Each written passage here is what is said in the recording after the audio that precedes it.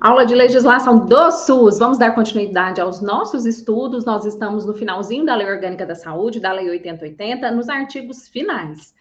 A parte finalzinha da parte transitória e as disposições finais, pessoal, não cai em prova, até mesmo porque já perderam os efeitos jurídicos, era um efeito transitório mesmo, por isso que o próprio capítulo, a própria legislação já fala que os efeitos são transitórios. Quando chegar lá eu vou te mostrar, tá bom? Então vamos comigo, aula de número 8, a parte legislação do SUS, Lei 8080. Nós estamos na parte 6. Para você que ainda não me conhece, é um prazer ter você comigo. Meu nome é Lara Mello, eu sou enfermeira, sou advogada. Nós vamos colocar o seu nome aqui no topo da lista dos aprovados. Material em mãos. Legislação do SUS é assim, você precisa ter o material em mãos, acompanhar comigo, fazer as anotações e os apontamentos para você não perder nada. Vamos lá, nessa aula nós vamos abordar os seguintes assuntos. Nós vamos falar sobre o financiamento dos recursos, a parte financeira do Sistema Único de Saúde, tendo em vista que é um serviço em que não existe o caráter contributivo compulsório, como existe no INSS, na Previdência Social. Lembrando que a Seguridade Social ela é composta pela saúde, pela previdência e a assistência. A assistência e a saúde não existe uma contribuição mensal, parcelas mensais de contribuição. Você acessa o serviço de saúde gratuitamente, mas esse serviço tem uma despesa, e quem paga a conta, agora a gente vai ver dentro da Lei 8080 como que esse orçamento ele acontece no Sistema Único de Saúde. Vamos falar se o dinheiro chega, quem faz a gestão desse dinheiro. Vamos falar do planejamento e do orçamento e das disposições finais e transitórias, que é a parte que não aparece em provas. Tá no material, nós não vamos passar. Nós vamos fazer questões para a gente ganhar tempo, tá bom? Então vem comigo, vamos lá? Artigo 31, Lei 8080. Vamos lá, vamos falar da parte do financiamento, capítulo número 1 dos recursos. Cai em prova? Cai demais. Tem banca que cobra, inclusive, só a parte do financiamento do Sistema Único de Saúde. Tem prova que tem esse perfil. Então, vamos ver sobre o financiamento do Sistema Único de Saúde. Vem comigo, artigo número 31. O orçamento da Seguridade Social, que está lá no artigo 194 da Constituição Federal, ou seja, saúde, previdência e assistência, destinará, ou seja, aquele dinheiro do Fundo Nacional de Saúde, aquele dinheiro que vem lá da Seguridade Social, das contribuições sociais, destinará ao Sistema Único de Saúde, na cota da parte de saúde, de acordo com a receita estimada, os recursos necessários à realização de suas finalidades previstos em propostas elaboradas pela sua direção nacional. Ou seja, existe uma expectativa de orçamento para a saúde no ano de 2024, por exemplo, de 2 trilhões de reais. Então, essa estimativa que está no plano do governo federal, do Ministério da Saúde, será destinado para a área da saúde. Lembrando que esse orçamento não é só da saúde, tem o orçamento da saúde, da previdência e da assistência, com a participação dos órgãos da previdência social e da assistência social. É isso que eu disse para você, a trilogia da Seguridade Social, tendo em vista as metas e prioridades estabelecidas na Lei de Diretrizes Orçamentárias, ou seja, o dinheiro existe, deve ser usado de acordo com aquilo que foi estabelecido como meta prioritária. Combate à dengue, vacinação, campanha de saúde do idoso, da gestante, da criança, qual for o tema para ser discutido, debatido. Artigo 32. Então, são considerados de outras fontes. Então, tem a fonte do recurso da Seguridade Social, que é aquela cota estimada para a saúde, que é feita uma estimativa pelo governo federal, mas outras fontes também poderão ser utilizadas, até mesmo que um dos objetivos, dos fundamentos da Seguridade Social, garantir a diversidade da base de financiamento, porque se uma base seca o dinheiro, o recurso, eu tenho outras fontes para suprir as necessidades de despesas em saúde. Então, vamos lá? Artigo 32. Apesar do dinheiro vir da Seguridade Social, são consideradas de outras fontes os recursos provenientes de, ou seja, recursos que vêm, no inciso 2, de serviços que possam ser prestados sem prejuízo da assistência à saúde.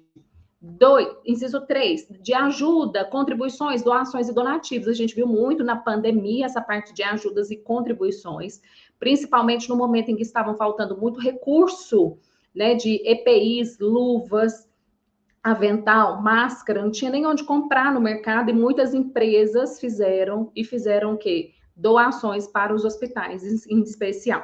Inciso 4, alienações patrimoniais, ou seja, vendas, transmissões de patrimônios e rendimentos de capital. 5, taxas, multas, emolumentos cartorários e preços públicos arrecadados no âmbito do Sistema Único de Saúde. E também de outras fontes, que podem ser rendas eventuais, inclusive comerciais e industriais, podem ser voltadas, todas essas outras fontes podem ser voltadas para custear, para financiar o Sistema Único de Saúde, ok? Então, são consideradas outras fontes, tendo em vista a diversidade da base de financiamento do Sistema Único de Saúde. Então, vem comigo, parágrafo 1º. Ao Sistema Único de Saúde, caberá metade da receita de que trata o inciso 1 desse artigo, apurada mensalmente, a qual será destinada à recuperação de viciados. Quero te dizer que esse parágrafo está revogado, porque se a gente voltar na telinha, o inciso 1, ele foi revogado, ó. Tá vendo que ele foi vetado? O inciso 1 foi vetado. Se o inciso 1 foi vetado, o parágrafo 1º perde seus efeitos imediatamente. Por isso que eu já deixo um xizinho aí para você.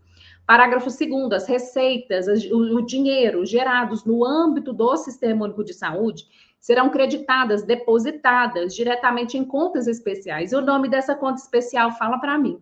Essa conta especial são os fundos de saúde, movimentadas pela sua direção, o comando a nível federal, o presidente da República, na pasta do Ministério da Saúde, a nível estadual, pelo governador do estado, através da Secretaria Estadual de Saúde, e a nível municipal, é o prefeito, através da pasta da Secretaria Municipal de Saúde, na esfera de poder onde forem arrecadados. Então, cada poder, cada esfera de governo tem a sua movimentação específica, creditadas, depositadas diretamente em contas especiais. Aí você coloca no seu material para mim, assim, onde está escrito contas especiais, você circula e coloca fundo de saúde, que é o termo técnico para a conta específica de movimentação do dinheiro da saúde, ok? Parágrafo 3º, as ações de saneamento que venham a ser executadas supletivamente pelo Sistema Único de Saúde serão financiadas por recursos tarifários específicos. Marca no seu material, canetinha, recursos tarifários específicos, ações de saneamento básico, são ações intersetoriais. Ações de saúde devem estar diretamente ligadas às ações adequadas, condições adequadas de saneamento básico. Não adianta você pegar o usuário do sistema de saúde para você. Você oferece o melhor recurso para ele, você oferece antibiótico, melhor leito, isolamento de tratamento, o melhor antibiótico para resolver o problema do paciente, mas ele volta para casa e não tem água potável para beber. Não tem condições de saneamento básico. E é uma realidade do Brasil, né, gente? É realidade do Brasil. Não estou falando de outro planeta. É o Brasil mesmo.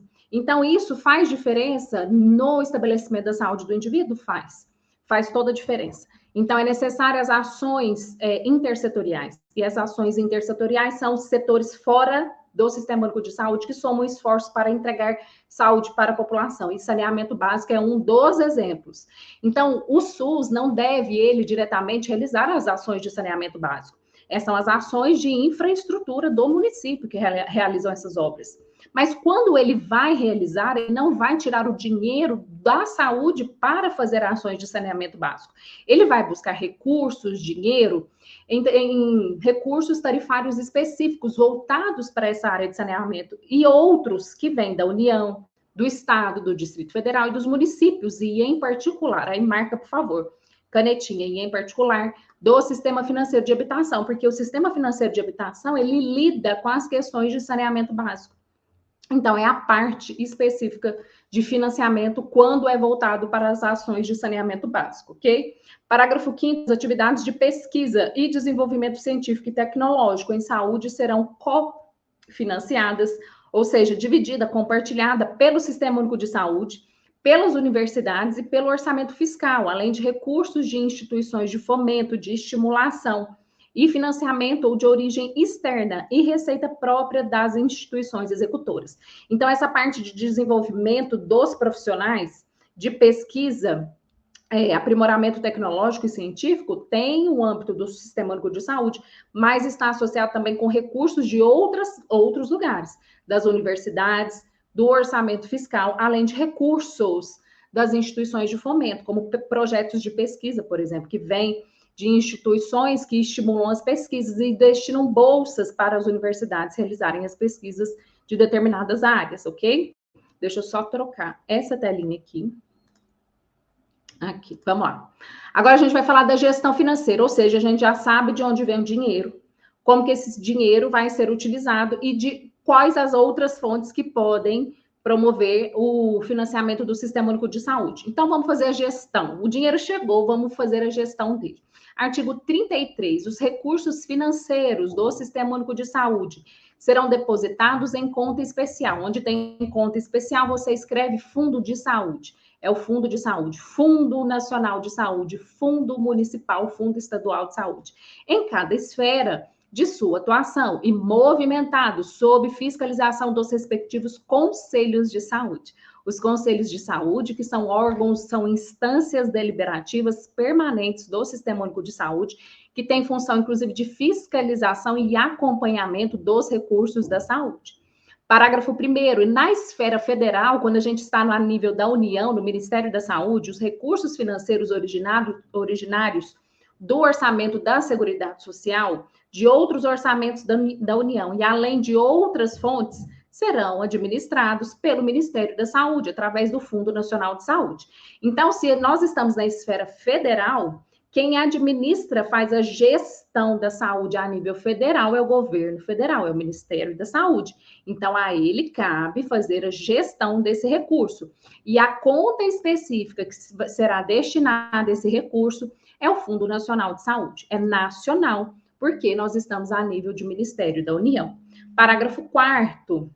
O Ministério da Saúde acompanhará, através do seu sistema de auditoria, a conformidade à programação aprovada da aplicação dos recursos repassados a estados e municípios. Ou seja, existe o dinheiro do Fundo Nacional de Saúde, esse fundo será transferido para os estados e para os municípios. E quando a União transfere, ela vai, através do seu sistema de auditoria, de fiscalização, acompanhar se aquele dinheiro que ela transferiu para outros fundos dos estados e dos municípios estão sendo utilizados para determinada finalidade em saúde. É isso que ele quer dizer. Constatada a malversação, ou seja, a mal utilização do dinheiro, o desvio ou não aplicação dos recursos, caberá ao Ministério da Saúde aplicar as medidas previstas em lei, inclusive na área penal administrativa, ok? Artigo 34. As autoridades responsáveis pela distribuição da receita efetivamente arrecadada transferirão. Questão de prova. Aqui é questão de prova. O fluxo da movimentação do dinheiro normalmente aparece em prova. Então, vamos de novo. Artigo 34. As autoridades responsáveis pela distribuição da receita efetivamente arrecadada, elas transferirão automaticamente ao Fundo Nacional de Saúde, observado o critério do parágrafo único desse artigo. Vamos ver o parágrafo único? Na distribuição dos recursos financeiros da Seguridade Social, será observada a mesma proporção da despesa prevista em cada área no orçamento da Seguridade Social. Ou seja, existe a transferência automática do Fundo Nacional de Saúde, mas deve ser observada a programação de cada área. Que área é essa que ele está falando? Da saúde, da previdência e da assistência. Porque o dinheiro existe, ele é grande, mas tem que ser repartido, dividido entre as áreas que compõem a Seguridade, saúde, previdência e assistência.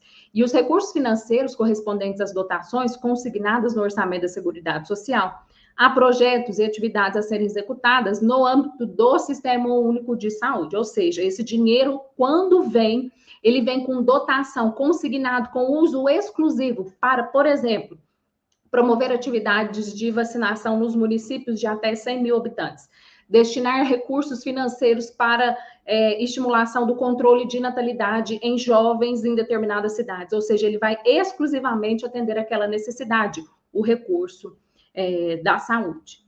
Artigo 35, aqui também é questão de prova, pode marcar, normalmente as bancas gostam de cobrar esse artigo 35, porque são critérios, né?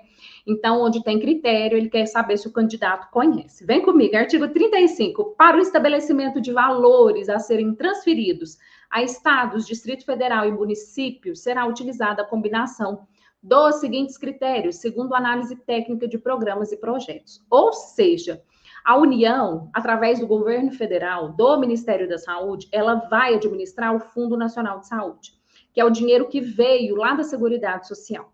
Quando ele recebe esse dinheiro, ele tem que transferir para os estados e transferir para os municípios. Mas quanto que será transferido? Qual valor o município vai receber? Qual valor o Estado vai receber? Isso a gente encontra a resposta no artigo 35. Alguns critérios serão combinados para chegar num determinado valor. Primeiro, deve-se observar o perfil demográfico da região, onde tem mais gente, onde tem menos gente, onde tem mais gente, tem mais usuário da saúde, então tem que chegar mais dinheiro. Inciso 2, perfil epidemiológico da população a ser coberto, ou seja, de que adoece aquela população? É de doença que leva o indivíduo para o hospital ou é de doença que leva o indivíduo para tratamento em casa? Tem diferença de preço.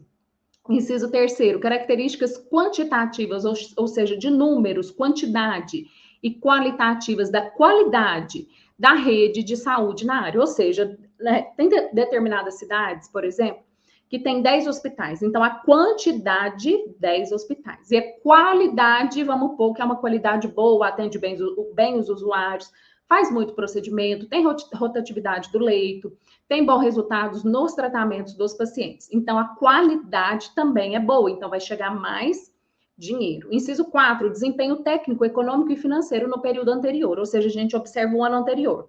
Se nós estamos no ano de 2024, essa análise para recebimento em 2024 é feita com relação ao ano de 2023. Será que o dinheiro que o município recebeu realmente ele utilizou da forma correta? Sobrou dinheiro? Porque você sabe que tem município que até sobra dinheiro, não utiliza o dinheiro da saúde, tem que devolver, né? Tem que devolver. Então, existia uma programação e a programação não aconteceu. E como o orçamento ele tem dotação própria e exclusiva, só pode ser utilizada para aquilo. Você não pode pegar o dinheiro da saúde e fazer o carnaval da cidade, por exemplo. Não pode, é improbidade administrativa, né? O prefeito, o governador do estado até perde o mandato. Então, não pode ser utilizado. Inciso 5, níveis de participação do setor saúde nos orçamentos estaduais e municipais. Ou seja, se utiliza-se muito os serviços do estado, dos municípios, então tem que chegar mais dinheiro para fazer o repasse do serviço que outro ente federado está executando. 6, previsão do plano quinquenal e investimentos na rede. Aquele plano a cada 5 anos, como programação, que vem lá da Lei 8.142, programação a cada 5 anos da saúde. Inciso 7º, ressarcimento do atendimento a serviços prestados para outras esferas de governo. Usou o serviço, por exemplo, o município usa o serviço do Estado, o município tem que pagar o município tem que pagar o Estado. Se o município utiliza o serviço de outro município, ele tem que fazer o repasse de prefeitura para prefeitura. Então, é de outra esfera de governo, ok? Parágrafo 2º. Nos casos de estados e municípios sujeitos a notório processo de migração, os critérios demográficos mencionados nessa lei serão ponderados por outros indicadores de crescimento populacional, e em especial o número de eleitores registrados. Existe muito esse caso, a gente vê que, principalmente no Brasil, com relação à região do Acre, em que tem muita chegada, né, na região do Amazonas, lá no estado do Amazonas, com relação à chegada de bolivianos, de populações daquela região, venezuelanos e bolivianos, eu estava buscando a palavra. Então, tem ali naquela região a entrada dessa população. E isso acarreta para o município daquela região um impacto muito grande. Porque a prefeitura, ela recebe um orçamento de acordo com a população ali registrada, cadastrada. E se ela tem notório processo de migração, esse número, que é essa densidade demográfica, ela é ponderada por outros indicadores, que no caso será o número de eleitores registrados, a fins de repasse de verbas para o serviço de saúde. Parágrafo 6º, disposto no parágrafo anterior, não prejudica a atuação dos órgãos de controle interno e externo e nem a aplicação de penalidades previstas em lei, em caso de irregularidades verificadas na gestão dos recursos financeiros transferidos, ou seja, né, utilizou de forma errada, desviou dinheiro, né, não prejudica a atuação de órgãos de controle interno e externo, ou seja, aquela auditoria do governo federal, quando o Fundo Nacional de Saúde transfere de forma automática para outros fundos de saúde, não prejudica outros órgãos de controle atuarem também, não é só a auditoria do governo federal.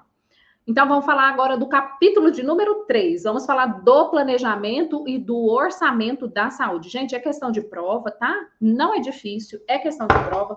As bancas gostam muito de saber essa parte financeira do Sistema Único de Saúde. Vamos lá. Artigo 36. O processo de planejamento e orçamento do Sistema Único de Saúde será ascendente, do nível local até o nível federal, ouvidos seus órgãos deliberativos. Isso aqui é questão de prova. Ah, mas é questão de prova. As bancas gostam de saber a forma de planejamento e organização do Sistema Único de Saúde.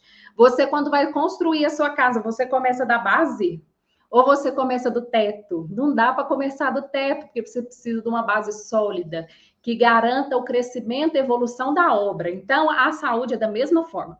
Primeiro é do nível ascendente. Por que é ascendente? Porque ele sai da base e vai para o ápice. Ele sai do município, ele ouve as necessidades do município. As necessidades dos municípios em conjunto refletem a necessidade de um estado. E os estados, quando demandam, relatam as suas necessidades, expressa a necessidade da União, do país. Por isso que a programação ela é ascendente. Eu preciso saber o que acontece no município, para depois saber o que acontece no estado, para depois entender os problemas de saúde da União. Então, isso é ser ascendente do nível local até o nível federal, ouvido seus órgãos deliberativos, seus conselhos de saúde, compatibilizando-se as necessidades da política de saúde com as disponibilidades de recursos em planos de saúde dos municípios, dos estados, do Distrito Federal e da União. Sempre que eu passo nesse assunto, eu dou como exemplo o papai Neymar. O papai Neymar está envolvido nessa situação? Está. Pensa você. Você é uma mãe de um filho do Neymar. Meu Deus, é muito dinheiro envolvido. É uma pensão gorda. O menino tem 2 meses de vida e a pensão é de R$200 mil. Seguranças demais, carros importados, flashes, babás, assistentes, secretárias, tem tudo. Pensa, o menino tem 2 meses. Mas por quê? A necessidade dele é chegar no patamar de vida do pai dele. Por isso que a pensão é alta, porque o pai tem um patamar de vida alto. Então, ele pode proporcionar. Verificando a disponibilidade de recurso, o Neymar tem essa disponibilidade de recurso, então ele pode proporcionar isso. Agora vamos pensar na saúde. Disponibilidades, as necessidades humanas na saúde são enormes, enormes. Tem para tudo, para todo gosto, de doenças simples a doenças mais graves. As necessidades humanas em saúde são enormes. Mas a disponibilidade de recurso, ela é curta, então não dá para fazer tudo. Você precisa o quê? Priorizar. Então, se você é filho do Neymar, não fique preocupado em priorizar, você terá tudo. Mas se você utiliza o Sistema Único de Saúde, querido, onde vem o dinheiro é escasso, o dinheiro é curto. Então, você precisa o quê? Priorizar. Você precisa priorizar, ok? Parágrafo 1º, os planos de saúde, que é aquele documento em que você faz o relatório das necessidades, das prioridades, das metas de gestão de saúde para o ano seguinte, serão a base das atividades e programações de cada nível de direção do Sistema Único de Saúde. E seu financiamento será previsto na respectiva proposta orçamentária. Então, se eu sou prefeita da minha cidade e determino que no plano de saúde definido, junto com os conselhos de saúde, junto com as organizações sociais, eu verifico que no plano de saúde a prioridade de combate à dengue, controle, profilaxia da dengue, eu preciso de um determinado orçamento. Agora, se eu verifico que na minha saúde o problema é o controle de hanseníase, o orçamento ele é outro, totalmente diferente. As doenças, as prioridades determinam o orçamento da saúde. Agora, é vedada, é proibida a transferência de recursos para o financiamento de ações não previstas nos planos de saúde, exceto, contudo, porém, entretanto, em situações emergenciais ou de calamidade pública na área de saúde. Quais são os exemplos? Pandemia. Quem estava pensando que a pandemia teria o impacto que ela teve? Ninguém sabia, né? Ninguém sabia. Precisou acontecer para a gente entender o impacto dela. Claro que ela não estava no plano de saúde para o ano de 2020. Claro que não. Quem ia imaginar? Mas pode ser utilizado o dinheiro da saúde que não está previsto no plano de saúde, no plano de saúde do município, do estado ou da União? Pode, desde que em situações emergenciais ou de calamidade pública na área da saúde, ok? Por isso que muitos prefeitos decretam estado de calamidade pública, você já viu? Na pandemia teve muito isso. Decreta-se o estado de calamidade pública, o prefeito da cidade tal declara que está em estado de calamidade pública, justamente para utilizar recursos fora do orçamento, tá bom? E também para fugir de licitações. É danado, o povo é danado, gente. O povo é custoso. Vamos lá. Artigo de número 37. O Conselho Nacional de Saúde, que é a nível federal, estabelecerá as diretrizes a serem observadas na elaboração dos planos de saúde, em função das características epidemiológicas e da organização dos serviços em cada jurisdição administrativa. Jurisdição significa território, é o Estado brasileiro. Estado de Minas Gerais, de São Paulo, Espírito Santo, da Bahia, do Ceará, do Rio Grande do Sul, de Santa Catarina, os estados em geral. E artigo 38, não será permitida a destinação de subvenções e auxílios a instituições prestadoras de serviços de saúde com finalidade lucrativa. Trouxe notinha de rodapé para você.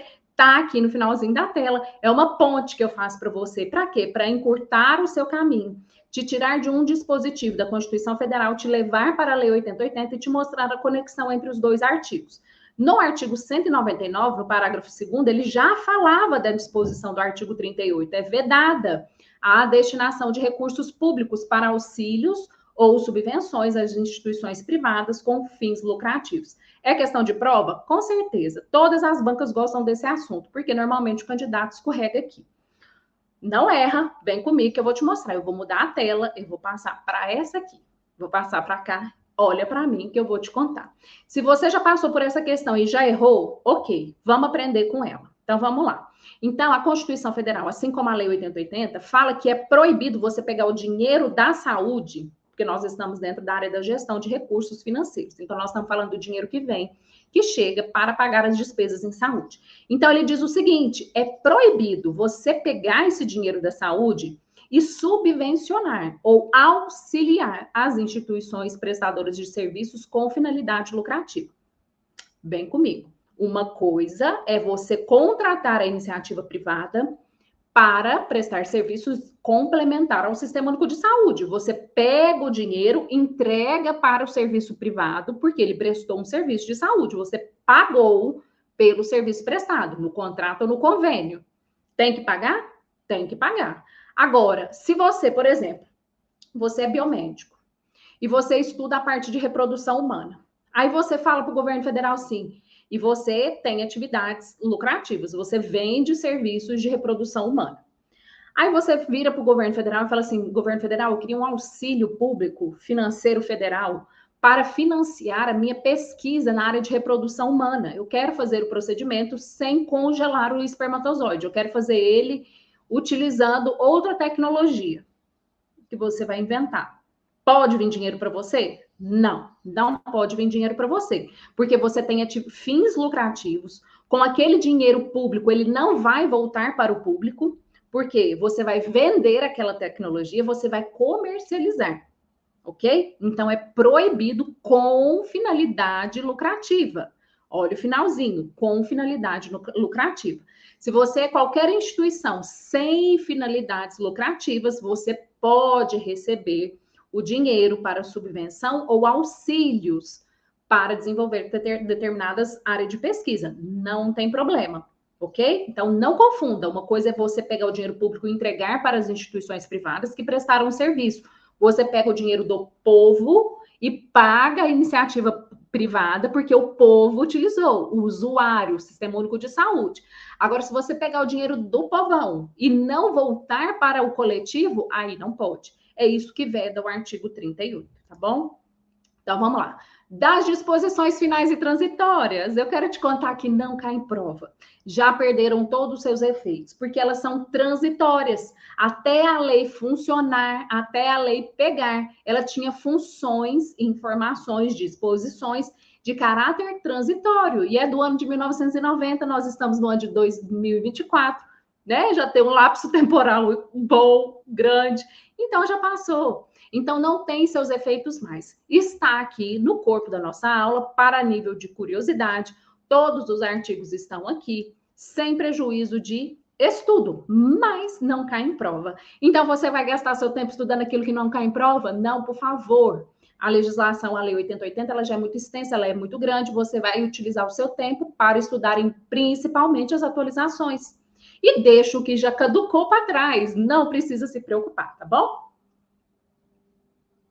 Esse é o Fernando Collor de Mello, é o presidente na época, né, da promulgação da Lei 8080, e foi ele que vetou alguns artigos da Lei 8080, inclusive houve necessidade de uma segunda lei orgânica, porque ele vetou a Lei 8080 em determinados pontos, e precisou vir uma segunda lei orgânica por força, por pressão popular.